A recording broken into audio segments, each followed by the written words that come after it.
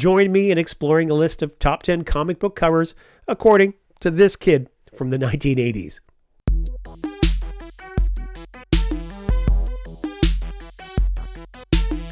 Hey, you Stygian dogs. One of my favorite booktubers and a friend of the channel, Grammaticus Books, invited a group of us to take part in yet another entry in what's been lovingly dubbed as a BroTube challenge. These BroTube challenges typically see folks compiling a top 10 list on various themes. This time around, Grammaticus proposed top 10 comic book covers. So, wow, that's a big category. The main stipulations were that we must own the comic books and that if we can, we should endeavor to limit the number of covers by the same artist to 2. Where to start? Well, there are 3 eras to my comic book collecting. This wonderful current era, I have a little bit of extra disposable income, and I find myself mostly interested in anything Conan and Robert E. Howard or pulp adjacent. And I'm free to grab anything from the past 100+ years. There was my university era of collecting in the mid to late 90s when series like Astro City, Preacher, Hitman, The Invisibles, Quantum and Woody, The Thunderbolts were all my go-tos, alongside the traditional Marvel and DC superheroes, not to mention everything Kurt Busiek and Alex Ross that was produced around that time. And then there is the glorious era where it all started, in my pre-teens and early teens in the mid to late 1980s. So G.I. Joe, Spider-Man, Daredevil, The Nam, and so much more. I thought this formative period would not only be fun to explore, but it would be a great way of winnowing down my options. So the list that follows is drawn from a very quick flip through of the books I'd procured between the ages of 9 and 14, so around 1984 to 1989. They might not all be my favorite covers from the era. I tried to diversify a bit so that they weren't all, say, G.I. Joe or something, but they're all covers that when I see them, I still say to myself, oh man, and I'm just transported back in time. All of these have left an indelible mark on me, and they bring back so many great memories. And really, they just scratch the surface of the comic books I loved as a kid. Amusingly, Conan was not on my reading list in those early years, but I can assure you that the rest of the folks participating in this top 10 will have you covered in that regard. So join me in exploring a list of top 10 comic book covers according to this kid from the 1980s. So we start with number 10. What If Volume 2, Issue number 2, dated August 1989. The cover is from Keith Pollard. This one's dated closer to the end of my first era of comic book reading and collecting. High school and girls were just around the corner. I love this one, the noir of it, the mystery and implausibility. It just begs to be read. Could Matt Murdock ever do such a thing? Somehow I just couldn't not include this book. The cover sticks with me. Number 9, The A-Team number 1 from March 1984. The cover is by John Romita Sr. and Marie Severin. All the action, all the thrills, now in their very own Marvel comic. And I mean, come on, it's a first collector's item issue. I'm sorry, but I feel like there wasn't a 9-year-old alive in 1984 that didn't think Mr. T was about the coolest dude ever. And there he is right in the center of the cover. Talk about marketing. Number 8, The Spectacular Spider-Man number 148 from March 1989. The cover is by Sal Buscema. Now, to me, this one is a classic. What could possibly be going on in this story? I just need to know. Could Spider-Man truly have joined the living dead? And coming in at number 7 is G.I. Joe number 53 from November 1986. The cover here is by Mike Zeck.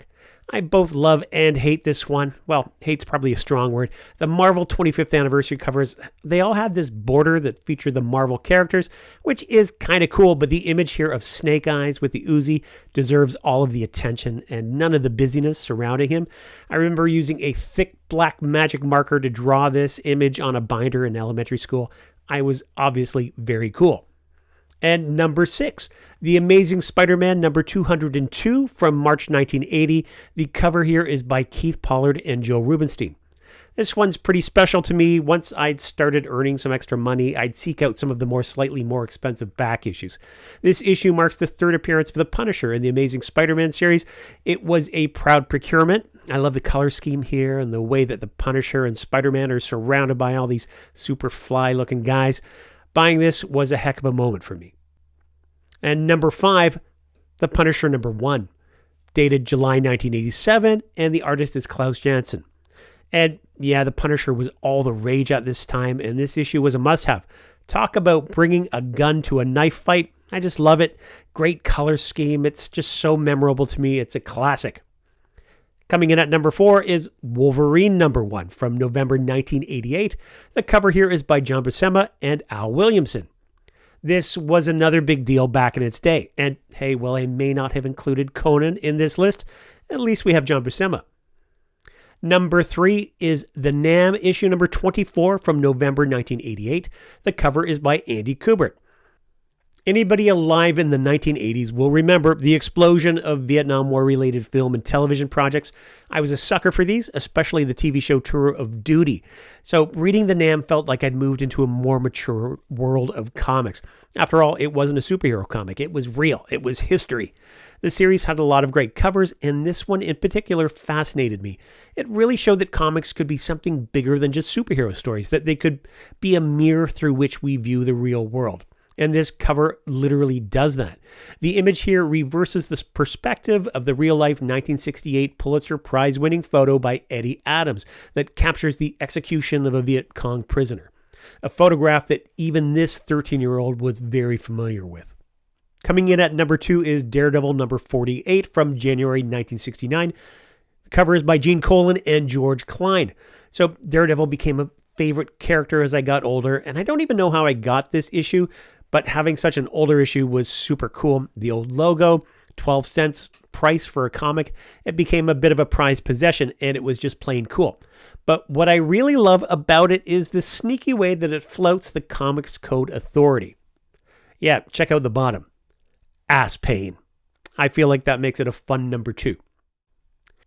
So coming in at my number 1 is G.I. Joe number 43 from January 1986. The cover here is by Mike Zeck. At around 8 or 9 years old, it was G.I. Joe, a real American hero that got me into comics. And this is one of the most badass, most metal covers that exists, even to this day. And surely it must have something to do with the story therein. It doesn't. So there you have it, a selection of covers loved by this 80s kid. Are they the best ever? Well, mostly not. As Steve Donahue might lament, there is no Earl Norem or any Conan among the bunch. In those years, I remember thinking that Conan, especially Savage Sword, was for adults. After all, it was always on those high, mysterious shelves. It'd be some years later before I realized what I'd been missing out on.